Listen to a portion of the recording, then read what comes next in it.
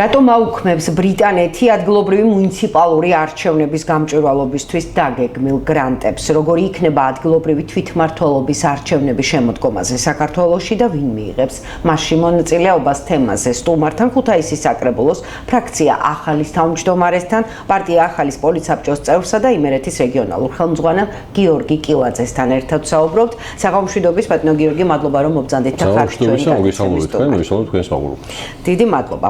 ბატონო გიორგი, აუცილებლად უპირველეს ყოვლისა მინდა თქვენი მოსაზრება მოვისმინო იმასთან დაკავშირებით, უნდა მიიღონ თუ არა მონაწილეობა ოპოზიციურმა პარტიებმა ადგილობრივი თვითმმართველობის არჩევნებში? დღეს ეს ყველაზე აქტუალური შეკითხვაა და საინტერესოა.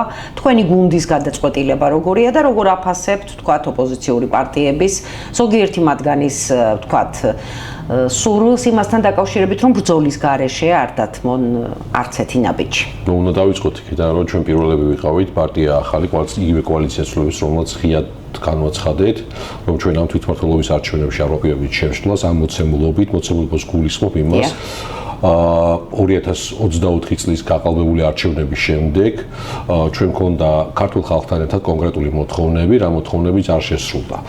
აქედან გამომდინარე არ შევდივართ თვითმმართველობის არჩევნებზე, მე არ ვიცი ვერ ვისაუბრებ სხვა პარტიების მაგივრად, მაგრამ დღეს ქართული ოცნებასთან ერთად არჩევნებში შესვლა ნიშნავს იყო ქართული ოცნების გვერდით. ქართული ხალხის მიერ იმ საპროტესტო აქციებზე დაყენებული იყო მოთხოვნა, მე მხოლოდ ერთი შეკითხვა მექნება იმ ადამიანებთან და იმ პარტიებთან, რომლებიც აპირებენ ამ არჩევნებზე შესვლას, რა მოთხოვნა შეასრულა ქართულმა ოცნებამ ქართველი ხალხის არჩევნების შემდეგ და რა გაითვალისწინა იმ აქციების შემდეგ. პირველი თავარი მოთხოვნა რაც იყო, ეს იყო საარჩევნო ადმინისტრაციის სრულიება. მეორე და უმნიშვნელოვანესი მოთხოვნა რაც იყო 2024 წლის საპარლამენტო არჩევნების არალეგიტიმურად ცნობა და რიგარეში არჩევნების დანიშვნა. ამის შემდეგ დაკავებული აქციას დაკავებული პოლიტპატიმრების განთავისუფლება, ასევე პოლიტიკური პატიმრების ნიკა მელიასი, ასევე ზურა გიჩი-ჯაფარიძის, ასევე თქვენი კოლეგი ჟურნალისტი საჭარიდან მისი განთავისუფლება. ეს ადამიანები ყველანი ციხეში არიან, მოცემულობა იმაზე მეტი უარესი გვაქვს ჩვენ, რაც ჰქონდა 2024 წლის არჩევნებამდე.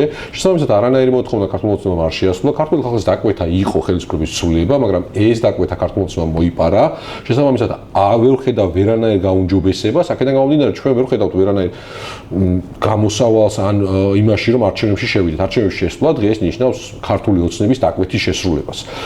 ყველაზე მნიშვნელოვანი და მთავარი რაც არის, ვინც აყალბებდა ამ არჩევნებს და ჩართული იყო ამ არჩევნების გაყალბებაში, ეს არის ცენტრალური საარჩევნო ადმინისტრაცია თავის საოლქო საარჩევნო კომისიებით და საუბნო საარჩევნო კომისიებით. ამ კუთხით არანაირი ცვლილება არ გაუკეთებია ქართულ ოცნებას, პირიქით მეტად დაამძიმა სიტუაცია. CSKO მიიღო გადაწყვეტილება, რომ გარკვეულ კუთხით საერთაშორისო ორგანიზაციებს და ადგილობრივ დამკვირვებლებს უფლებაც კი შეუზღუდა არჩევნებზე დამკვირვებლებს. ამ თაობაზე მინდოდა მეკითხა, თუ გაიცანით დღეს გამოქვეყნდა ინგლისის სახელმწიფოს განცხადება იმასთან დაკავშირებით, რომ აუქმებს დიდი ბრიტანეთი საგრანტო წინადადებებს, რომელიც ადგილობრივი არჩევნების გამჭვირვალედ ჩატარების უზრუნველსაყოფად ჰქონდათ, ასე ვთქვათ, დაგეგმილი. ისინი ასევე გამოთქვამენ წუხილს იმასთან დაკავშირებით, რომ მთავრობას ჯერ არ მოუწევია ეუთო ოდირის სადამკვირვებლო მისია და ნამდვილად საყურადღებო და საინტერესოა ამ ფონზე, რაც ახლა ქვეყანაში არჩევნებთან დაკავშირებით მიმდინარეობს, რამდენად ღირს ამ არჩევნებში მონაწილეობა? ზუსტად ამაზე ვსაუბრობდი, რომ ამ არჩევნებში მონაწილეობის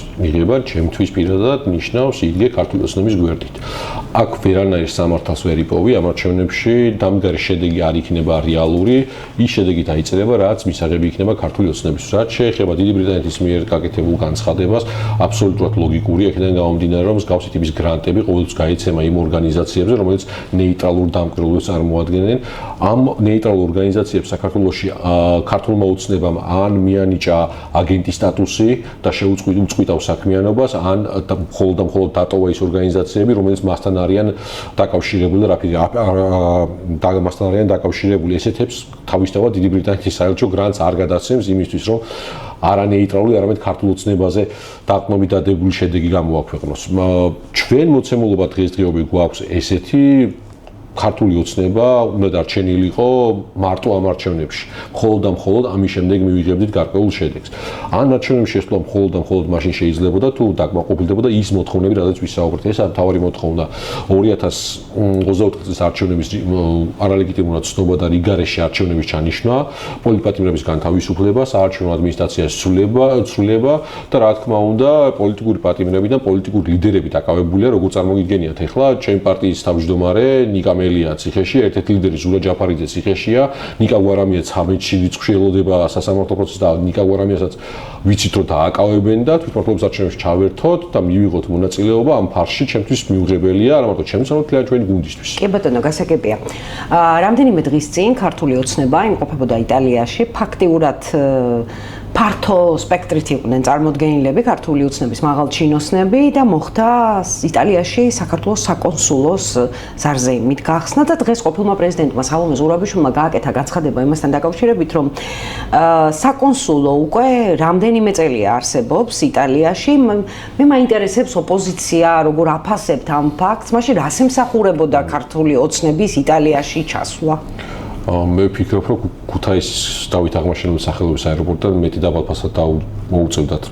მეტი დაბალ ფრენა მოვიდე საიდანაც გაფრინდნენ, იმიტომ რომ არსებითი მნიშვნელობა არ აქვს. ახლა ქართული ოცნება სად რას გახსნის, მათი მთავარი პარტნიორი ამ ეტაპზე არის რუსეთი, ირანი და ჩინეთი, ის სახელმწიფოები, რომელიც სოფლიოს ცივილიზებული სამყაროს მიერ და დასავლეთის მიერ არის სანქცირებული და ახლა მათი მოგზაურობა ევროპაში მხოლოდ და მხოლოდ ესეც დროებითია, იქიდან გამომდინარე, რომ მათ გარკვეულ ნაწილს უკვე სანქციებიც აქვს დაწესებული, საზღვრის კვეთაც კი ეშინიათ და შევდივართ იმ წრილში, როდესაც ქართულმა ოცნებამ ეხლა სამთავრობო ცვლილებებით დაიწყო სანქცირებული ადამიანების მეორე მხარეზე გადაწევა და არასანქცირებული ადამიანების წინა პლანზე წამოწევა, რაც ხო, აი, შინაგან საქმეთა სამინისტროში ეს ცვლილებები როგორ ფიქრობთ, ამას ემსახურებოდა? ზუსტად ემსახურება ამ თემას, რომ არასანქცირებული ადამიანები დაინიშნოს ამ პოზიციაზე.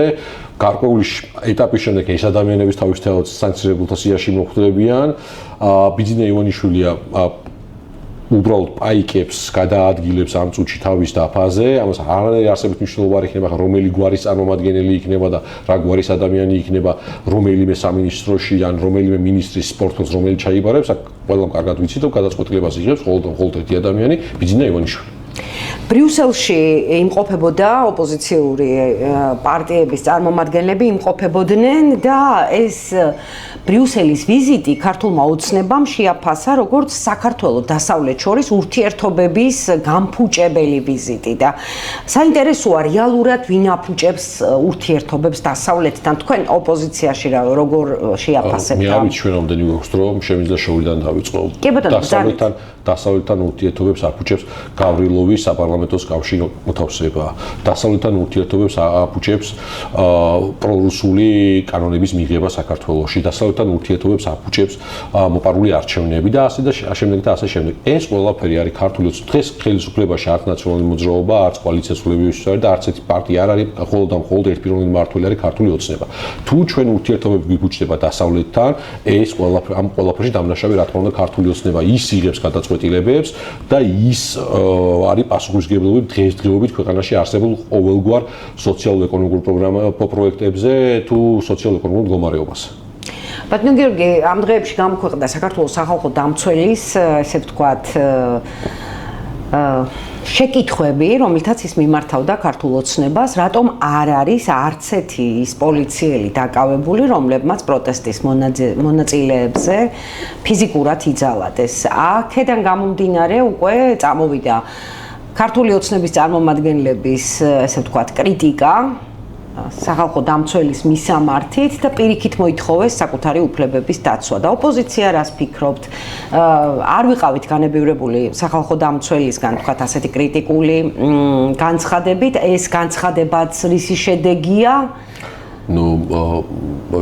ცოტა ხო არის იჩქარა კიდე ამ განცხადების გაკეთება, მე არ მახსოვს ამ ადამიანის მიერ გაკეთებული არანაირი განცხადება იმ სასტიკი დარბევებზე, რაც ხდებოდა რამოდენიმე თვის წინ საქართველოში, ერთი სიტყვაც არ მინახავს. რა თქმა უნდა, პასუხისმგებლობა უნდა ეკისროთ ყველა იმ ძალოვან ადამიანს, რომელსაც ძალას გადააჭარბა, რომელსაც ახლა რა მაიძულა სახალხო დამცველის განცხადება გაეკეთებინა? არ ვიცი, ნამდვილად ვერ გეტყვით რა მაიძულა, მაგრამ ამ ადამიანს თუ რეალურად გული შესტკივა ამ თემებზე, გაცდებით მეტი აქტიური უნდა იყოს, მეტად უნდა იყოს ჩართული ამ საკითხში. საკითხებში მე არ მინახავს და არ მსმენია რომელიმე პოლიტიკურ პატიმართან შესულიყო ეს ადამიანი მოენახულებინა არამედ განცხადება გაეკეთებია მათ მხარდამჭერი და სახელმწიფო დამცველი ზუსტად ეგ თავარი ფუნქცია და მისია, როცა ქვეყანაში ესეთი მდგომარეობა, თავარი ბუდიშავს რუპორი იყოს ხალხის ზოგადად სახალხო დამცველი და მე ვერ ხედავ ამ ადამიანისგან ერთი განცხადებით ერთი მერცხალი გაზაფხულს ვერ მოიყვანს.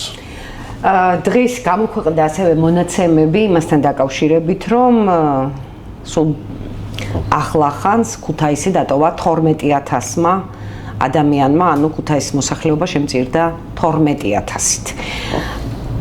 თქვენ როგორ ფიქრობთ, ძირითადი მოტივი რა არის, რატომ ტოვებენ ადამიანები? არა მარტო ქუთაისს, ვრცელი სია გამოქვეყნდა ყველა ქალაქის აღწერით, რამდენმა ათასმა ადამიანმა დატოვა საქართველო. ეს მონაცემი ჩვენ გვაქვს 2012-დან 2024-მდე თუ მანამ 2025 წლის მონაცემები. 2025. ანუ ჯამურად 2012-დან 25-ის ჩათვლით ქუთაისს დატოვა 32000 ადამიანმა.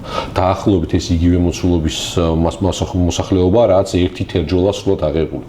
ქალაქში არის მძიმე სოციალურ-ეკონომიკური მდგომარეობა, სიდუქჭირი არის, იქიდან გამომდინარე, რომ დავალანაზღაურებელი სამსახურებია ქალაქში, მოსახლეობას ელემენტარულად უჭირს თვიდან თვემდე გატანა. შესაბამისად, ქართული ოცნება ამ კუთხით არაფერს არ აკეთებს. მოსახლეობა იზოლირებული ხდება, თავის შეაფაროს ისეთ ქვეყნებს, სადაც მეტნაკლებად მაღალი ანაზღაურება, მეტნაკლებად დაცულად იგრძნობს თავს, სადაც იცის, რომ მისი შრომით უფლებები დაცული იქნება.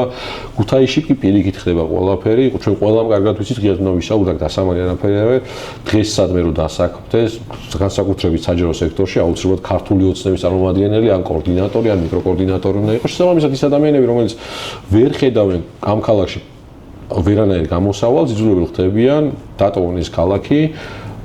ჩემთვის სამწუხაროდ დარწმუნებული ვარ თამაშ შემცველ სამწუხაროდ ძალიან მალე ამ ქალაქში მხოლოდ არასოციალური და პენსიონერები დარჩებიან. თუ ქართული ოცნება ხელისუფლებაში დარჩება. დაბადე დაგემშვიდობებით კიდე ერთი შეკითხვა მაქვს, როგორ ფიქრობთ უწყვეტი პროტესტი როდემდე შეიძლება გაგრძელდეს?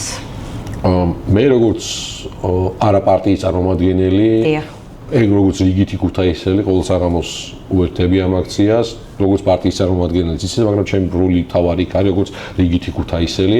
მე ვფიქრობ, სამდე ხალხის დაკვეთა იქნება, სამდე მოსახლეობას თავის მისიას და მიზანს არ შეასრულებს. მიზანი ამ კონკრეტ შემთხვევაში არის რიგარეში არჩევნების ჩანიშვნა, მიზანი ამ წუთის პოლიტპატიმრების განთავისუფლება, მიზანი ამ წუთისთვის სამართლიანი საარჩევნო გარემოს შექმნა, მიზანი ამ წუთში ცენტრალური საარჩევნო კომისიის თავმჯდომარის ცვლილება, მის საარჩევნო ადმინისტრაციასთან ერთად. ამის შემდეგ თავისთავად ამ მიზანს მივახცეთ, მე ვფიქრობ, რომ აქციებით შესუსტება, მაგრამ მომავალი ხელისუფლება ვინც იქნება, ისიც საქმე იყოს იმისთვის, რომ ერთი პატარა შეცდომაც კი და ქართული ხალხი აუცილებლად ისევ გარეთ გამოვა. ძალიან დიდი მადლობა. ბატონი გიორგი, ტელემაყურებელს შევახსენებ, რომ ჩვენი გადაცემის დღევანდელი სტუმარი გახდათ ბატონი გიორგი კილაძე. დაგემშვიდობებით, მადლობა რომ გიყურეთ, ერთმანეთს შევხვდებით ხვალ 20 საათსა და 30 წუთზე მეგატივის არხზე. მშვიდობიან ღამეს გისურვებთ, ნახვამდის.